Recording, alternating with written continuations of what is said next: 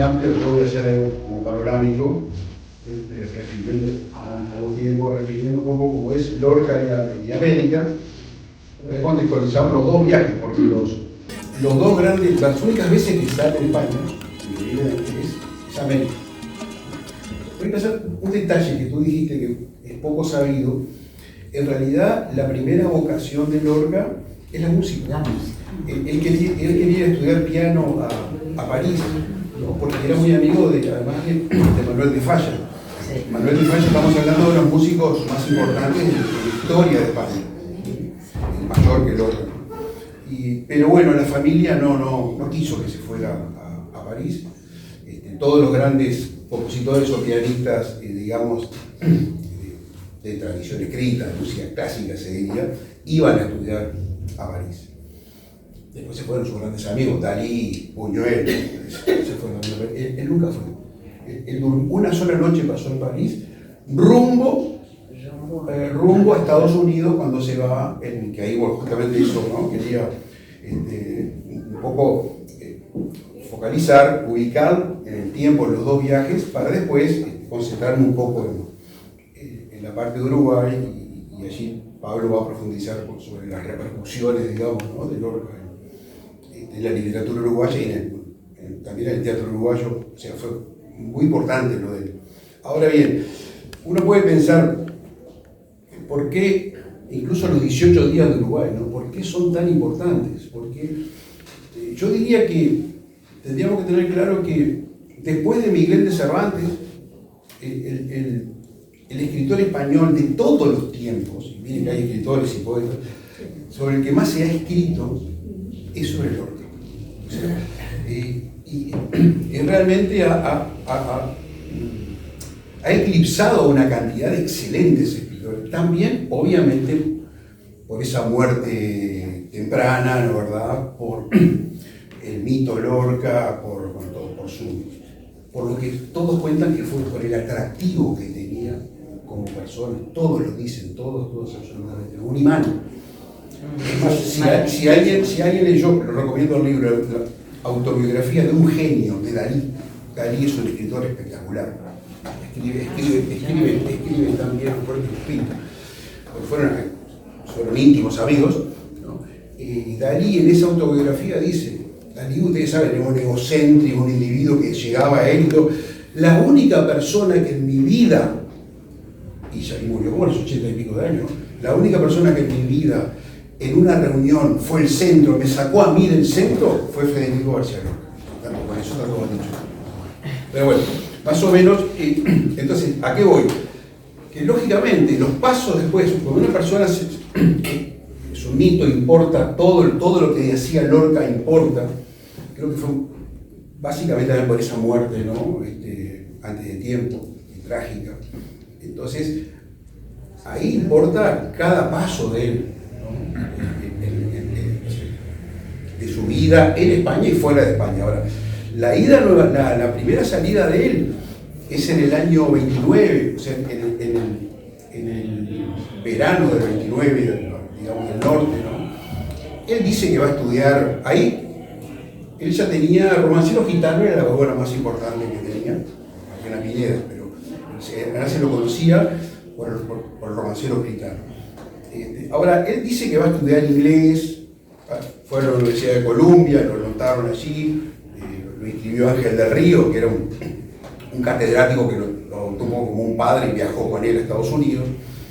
Y bueno, y que va a dar algunas conferencias, pero ¿qué pasa? El García Lorca que va con 31 años, que va a Estados Unidos, a Nueva York, no es el que viene después en el año 33 acá, ¿no? Sí, ya con toda otra obra, bueno, Bodas de Sangre, que ya era un éxito, etcétera, etcétera.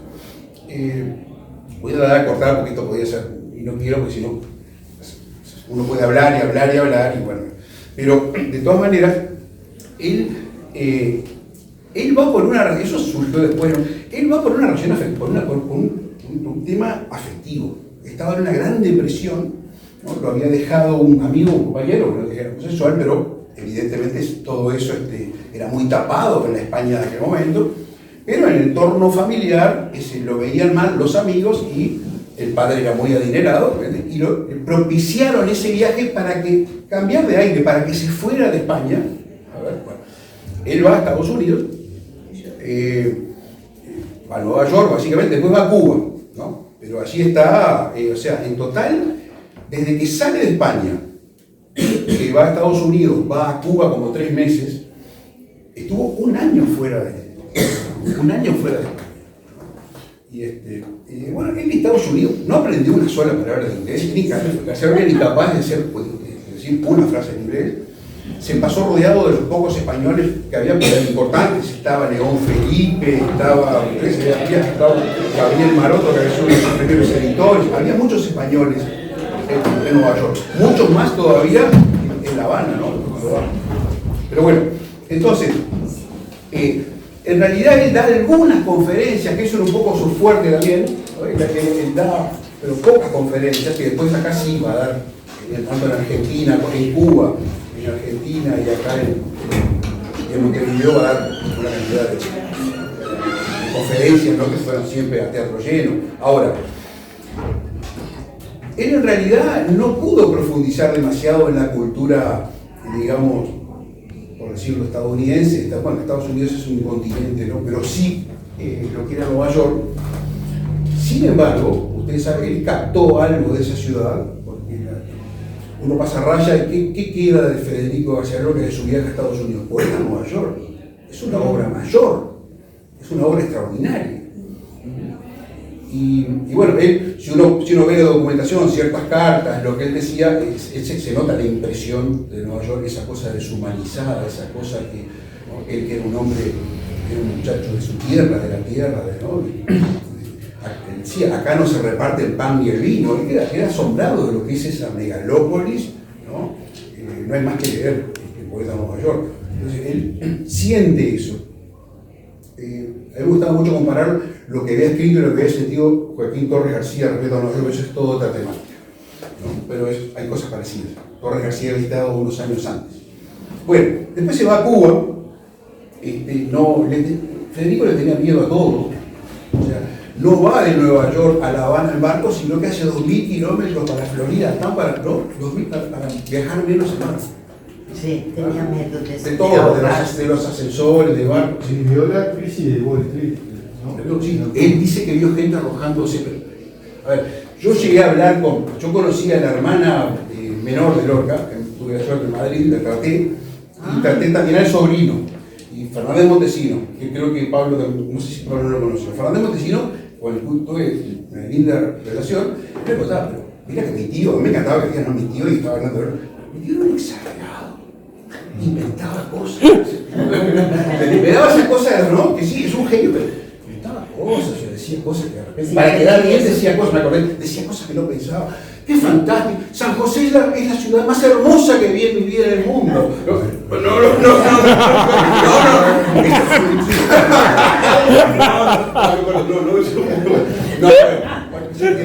Era muy así, esa simpatía que tenía. Yo leí eso también, que inventaba unas cosas. Entonces, él dice que vio caer gente en Wall Street en los edificios. Todos sabemos que la gente se suicidaba. Sí. Fue en octubre del 29. Una frase. Sí, de su texto de Poeta de Nueva York, la conferencia. Sí. En portugués, a ver cómo está el portugués de ustedes.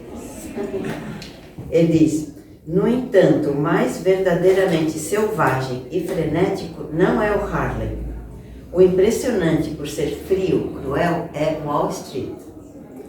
Eu vivi a casualidade de ver com meus olhos o último crack em que se perderam vários bilhões de dólares, um verdadeiro tumulto de dinheiro morto que se precipitava ao mar. Sentia como uma ânsia divina de bombardear todo aquele desfiladeiro de sombra, por onde as ambulâncias levavam os suicidas com as mãos cheias de anéis.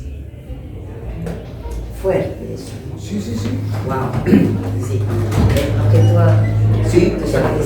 Bueno, para llegar rápidamente, porque si no ya se ha pasado demasiado tiempo, pero bueno, él va a Cuba, en Cuba, él encuentra después de unos meses, bueno, él no estuvo siempre en Nueva York, él estuvo en Vermont, en la casa de un muchacho que conocía de familia, Philip Callie Cummings, que debe ser el único momento que estuvo rodeado de gente que hablaba en inglés, pero Cummings hablaba español también. Entonces él estuvo tranquilo. Ahí, claro, queda, ahí en Vermont escribe, estuvo cerca del lago Eden Mills, escribe uno de los poemas más impresionantes, que es Poema Doble del lago Eden Mills, o lago Eden creo que es. Y después, bueno, escribe La Oda de Wolverine. O sea, yo creo que de su estancia allí, en Nueva York, surgen uno de los grandes poemas de un gran poeta como Lorca, ¿no? Eso lo mismo pasó en Cuba. En Cuba terminó de escribir El Público, que es una, ¿no? Porque tuvo más tiempo libre. Ya estoy comparando con lo que sucedió acá. Cuando vine al Río de la Plata ya venía como una estrella, como un de Hollywood, parecía. No tuvo tira, todo era fiestas, reuniones, agasajos, conferencias. Víctima de la fama. Y ya supo lo que era. Algo él intuyó en La Habana, algo él vivió parecido, pero no tanto, porque tampoco todavía es tan conocido. La prueba está, ya voy comparando las dos, que no escribió nada acá, tuvo 5 meses y medio en Argentina, en Buenos Aires, no se sabe ni que haya escrito nada. Parece un poema que hubo ahí sobre Julio Rey Rexí, pero que lo que se lo hicieron con Neruda en Buenos Aires, nada importante, no tuvo tiempo. No tuvo tiempo. Además, ya cuando vino acá, ya era su importancia como dramaturgo, o sea, ¿no? Ya era muy importante. Voy a saltar porque vamos a dejar esa ida. Él se va, prácticamente está 3 meses en Cuba y vuelve, ¿no? Se vuelve, pasa por Nueva York por unos días, pero ya se embarca y se va. Se vuelve con Adolfo Salazar, siempre iba acompañado de alguien, nunca viajaba solo, ¿no? Un psicólogo amigo de él que había estado en Cuba para unas conferencias y se van juntos, vuelven a España. Bien, pasan algunos años, creo que son 3 años y algo. Sí, 31 a 33. No, en realidad a ver. Junio de 31. Sí, lo que claro, no, él vuelve, no, yo tengo la fecha de acá, él vuelve a España. El 13 de junio, exactamente. El 13 de junio se va de España, vuelve y sale en octubre del 33. Exacto, octubre del 33. Sí, él en Cuba cumple los 32 años. Sí. Como está, para ubicarnos, en Cuba cumple los 32, el 5 de junio. Cumple 32 años. Llegó en junio a Nueva York. Sí, se cumplieron 31. Exacto. Y cumple 32 en Cuba y después se va a seguir y vuelve. Bueno, las razones del viaje al Río de la Plata, porque hay que decirlo así, en realidad es un viaje a Buenos Aires y en esos 3 meses y medio que es a Buenos Aires decide venir un par de semanas, que fueron 18 días, a Montevideo. Digamos, las razones son otras. Porque aquí, cuando ya él viene, acá viene porque Lola Membrives, que era una actriz empresaria junto con su esposo Juan Reforzo, ya iban, o sea, habían estrenado bodas de sangre en Buenos Aires y ya iban como en la función número 5. Era un éxito extraordinario. Ya había, entonces le escribe, le dice, ya tienes no sé cuántas pesetas en derechos de autor, la gente está clamando para conocerte, ya venía como ahí, no es que iba a supuestamente aprender inglés hasta, ¿no? a Estados Unidos, que no fue eso, ¿no? Acá ya vino convencido de que venía como en su papel, digamos, de dramaturgo, de poeta reconocido. Entonces, por supuesto, él llega a Buenos Aires, vino con Manuel Fontanals, era un amigo de él, era un escenógrafo, y bueno, ahí se da lo dice Neruda, palabras más, palabras menos. Neruda dice, yo nunca vi, Neruda estaba en Buenos Aires, Argentina, era diplomático, lo habían nombrado como diplomático chileno en Buenos Aires, llegó unos días antes.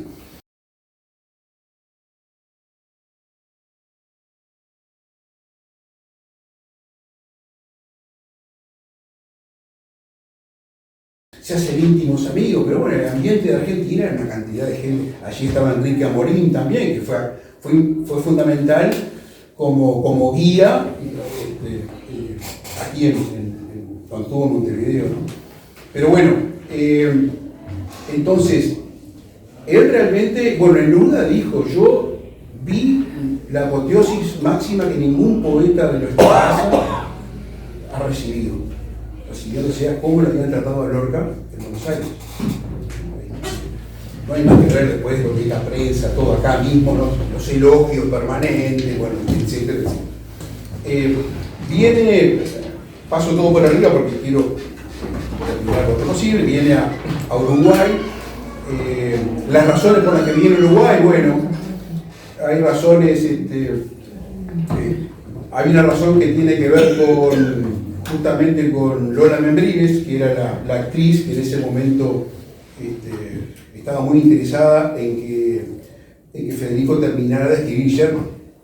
Todos sabían que estaba haciendo su segunda tragedia, ¿no? De la famosa trilogía rural, y ella quería que terminara, y para terminar se dio cuenta que no podía terminarla en Buenos Aires, porque en Buenos Aires todo el tiempo lo requería todo el mundo, no había. Entonces trata de que venga, y como ella tuvo una desmejora de tanta actividad que tenía, entonces el médico de Lola Membrives, de la actriz, le aconseja que se tome unas vacaciones. Aprovecha y se tome unas vacaciones en el Hotel Carrasco. El Hotel Carrasco era un balneario muy alejado, obviamente. Bueno, allí habrá tranquilidad, pensó, y como ella iba a ir ahí con su esposo, que era el empresario, y Lorca iba a ir ahí, pensaron que ahí podía terminar de escribir Sherman, para después estrenarla. Acá hay muchas cosas más. Ya Federico García Lorca le había prometido a Margarita Giroux Sherman. Entonces había toda una competencia entre las actrices, etcétera, etcétera. El tema es que Enrique Amorín, un individuo que muy amigo de Lorca, que había intimado muchísimo en Buenos Aires, se vino con él para acá, pero él ya, Amorín y su esposa Esther Laredo ya habían contratado, es decir, una habitación en el propio Hotel Carrasco, sin que Lola Membrives supiera de él. ¿Qué pasó? Se escapaba todo el tiempo cuando andaba con Amorín, con Alfredo Mario Ferreiro, hicieron, hicieron un paseo a Atlántida, fue la única vez que salieron, ¿no? Y bueno, después fueron la oportunidad que tuvo el público montevideano, uruguayo, fue las 4 conferencias que dio, ¿no? 3 en el Teatro 18 de Julio y una en el Club Uruguay, que fue la última, que según los relatos desbordaba el Club Uruguay, tuvieron que sacar unos parlantes para la calle Sarandí, para que la gente que estaba afuera escuchara. Ya, pasaron muchas cosas. Los únicos 2, lo llevaban y lo traían, los únicos 2 actos, con esto ya quiero terminar, los únicos 2, actos que salieron de la voluntad de García Lorca en esa estadía de Montevideo de 18 días fue, uno, el primero, ir a visitar a Juana Ibargüen. Va a visitarla un domingo. Juana vivía en Comercio, en la calle Comercio.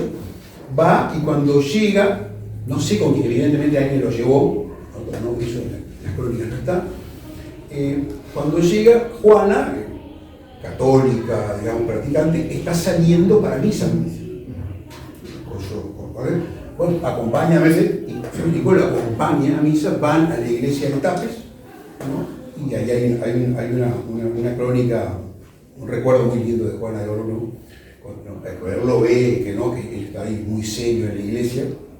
A ver, Lorca siempre dijo, Lorca se crió en un ambiente más que ultracatólico, más allá del socialismo, de la familia, pero Lorca siempre dijo que él adoraba lo que era la estética del ritual católico. Él lo tomaba todo, para él era una gran puesta en escena. Entonces yo creo que habrá disfrutado también allí. Bueno, después el otro acto que hizo, que es una deuda pendiente que él siempre dijo que tenía, fue hacer un homenaje a su gran amigo en Barcelona, en Madrid y en Barcelona, que él trató más en Madrid, que era el pintor Rafael Barradas. Muy pobre, muy querido, y dice que ya en aquel momento él decía que Barradas murió en el 28, febrero del 28, que Barradas era una persona que España y Uruguay le debían muchísimo y no podía ser olvidado así como así. Él incluso dijo, me propongo, voy a dar una conferencia sobre Barradas. Fue la intención, nunca escribió ninguna conferencia sobre Barradas, pero ella tenía esa intención. Recuerden que Lorca era un gran dibujante, es un individuo con un talento para la plástica también tremendo, ¿no? Pero no lo desarrolló porque no se puede desarrollar todo, pero era muy talentoso.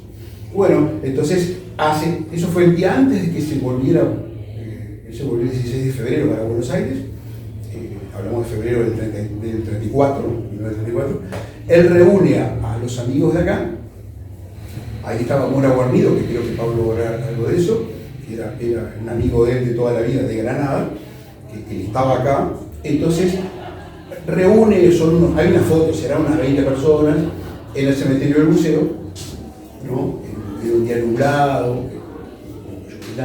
y allí lo que hace es, eso fue idea de él, cada uno hace un cartelito con cada uno de los nombres de la peña, digamos, del grupo de Cataluña, artistas casi amigos de Barradas, y todos ponen sobre la tumba de Barradas el nombre de esos amigos que están en Europa, ¿no? Eso fue lo único. Había mucho más, pero yo paro acá porque quiero que... Hay 3 Malagatos en esa foto. A ver, dale, sí. Ernesto Pinto, Ernesto Pinto, no sé, Emilio Olive exacto. y Gil Salguero.